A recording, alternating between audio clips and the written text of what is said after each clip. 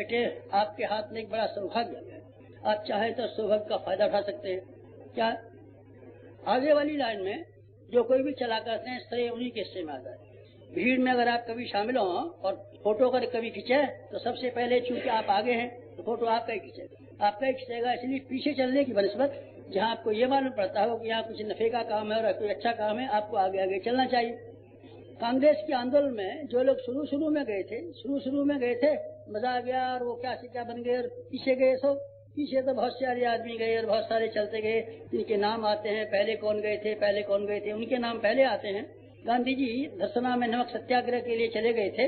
अभी यहाँ फिल्म आया था, हमारे यहाँ भी लड़कियों को दिखाया, उसमें गांधी जी की नमक यात्रा, धरसना यात्रा दिखाई गई थी। और वो आदमी थे जिनकी 79 की तादाद थी और गांधी जी के साथ साथ में नमक बनाने के लिए गए थे।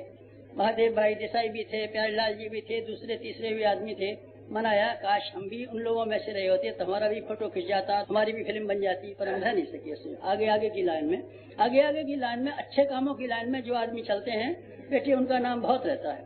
अंगद आगे की लाइन में ये बताने के लिए कि अब राम रावण युद्ध होने वाला है और अब कुछ नया हेर फेर होने वाला है। लंका में गए थे और रावण की सभा में पैर जमा के खड़े हो गए थे।